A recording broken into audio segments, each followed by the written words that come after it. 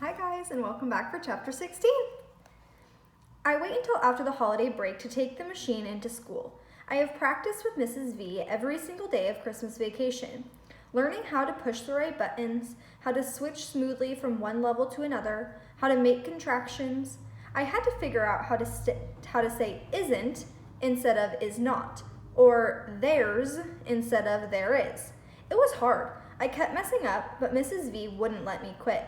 I didn't want to. So, on that first Monday back, Elvira is the star of the day, making me the center of attention. And not because of something embarrassing I did, like throwing up or spilling my food, but for something really cool instead. Unbelievable! Even the teachers seem impressed. "Watch out, world," Mrs. Shannon announces when she sees me in the hallway. "Melody is ready to rock, y'all." I grin, push a button, and a song from the latest teen musical begins to play. "Girl, you really got it going on. Music and everything."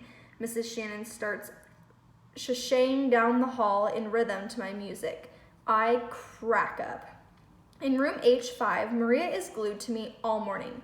"Cool beans, Melly Belly," she keeps repeating. "Cool beans. Can I play?"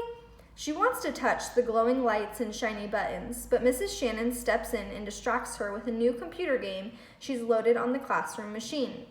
When Catherine comes in, just before the bell for language arts class, I'm ready for her. She's wearing a green plaid shirt, a blue skirt, and orange knee socks. I planned the first thing I wanted to say to her, so Mrs. V and I had programmed it in ahead of time. I push a button and smile. "Let's go shopping." Catherine gasps, then laughs so hard she almost can't catch her breath. Then she runs over to me and hugs me. "I'm so happy for you, Melody. You really needed this. And yes, we're going to have to find a day so you can teach me some fashion sense." "We need hurry," I type in. I am in a great mood.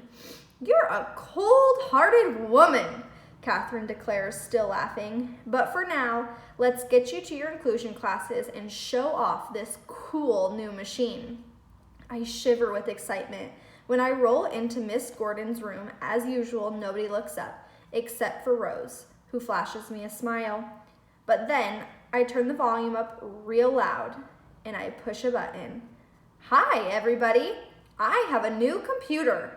Heads turn and voices whisper. "They make computers for the special eddies? It talks? Mine doesn't do that." "You don't need yours to talk.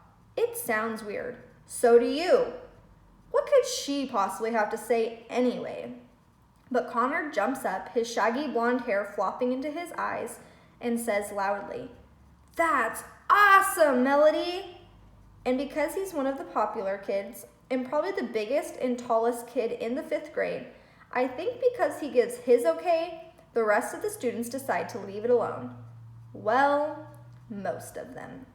Claire, who was the first in the class to get her own laptop and who makes sure everybody knows it when she gets a new iPhone or a Wii game, sniffs and says, "That sure is a funny-looking computer, but I guess it's perfect for a kid like you."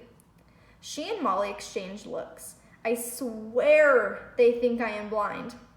Miss Gordon, who looks like she wants to squeeze Claire like an empty toothpaste tube, tells her, "Claire, I don't allow rudeness in my classroom. Now sit down and hush." But even Claire can't dim my good mood. I push another button for a sentence Mrs. V and I prepared ahead of time. Somehow, I knew I would need it. The machine says, "I talk to everybody now. Claire, too." I see her scowl, but everyone else laughs. They all want to touch the machine or push a button or try to operate it, but Catherine keeps them away and lets me do all the demonstrating. I go to the green level, the jokes. "Knock, knock. Who's there?" Several people reply together. "Isabel," the Medi talker says.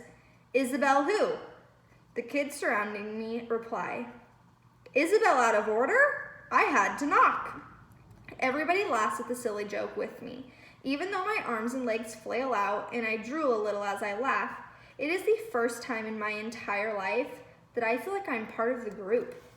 I wish I could click a save button so I could play this moment over and over and over again. I type in, "Today is Monday. It is cold." Then push a blue button on the machine. It whirs a little, then, like a tongue sticking out, a thin sheet of paper erupts from the side of it. Printed on it are the words I just typed. "Whoa," says Rodney, the champion video game player in the class. "It's got a printer. That's too slick." Miss Gordon nods with encouragement as Catherine passes the printout around so everyone can read my words. Then Catherine tells the class, "Melody's MediTalker is a combination computer, music player, and speech device. It's got HD, high-tech guts, and it's designed to rock her world and connect you to it. Take the time to listen to what she has to say." Claire raises her hand. "Yes, Claire?" Miss Gordon says, a look of warning in her eyes. "I'm not trying to be mean, honest, but it just never occurred to me that Melody had thoughts in her head." A couple of other kids nod slightly.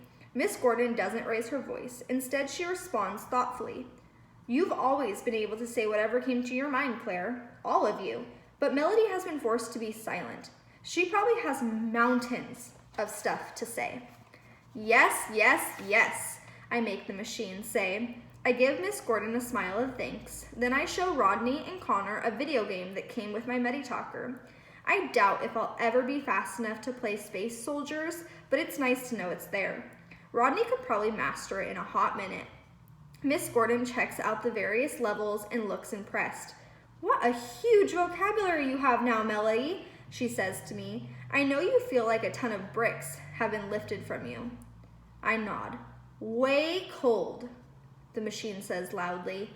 "Oops, I meant to say way cool." I feel my face getting warm as I hear Claire and Molly snicker. But Rose pulls her desk close to my chair. "This is so awesome, Melody," she says softly, and I let her touch the shimmery keys. "Oh, yes," I reply. Then I look at her. "Friends?" I type. "Friends," she answers without hesitation. "Happy." I type, then I tense. I hope I won't do anything stupid, like knock something over with excitement. Rose is looking intently at me.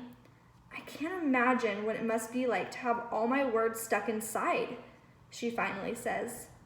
"It sucks," I type in. Rose chuckles. "I feel you." Stay tuned for chapter 17.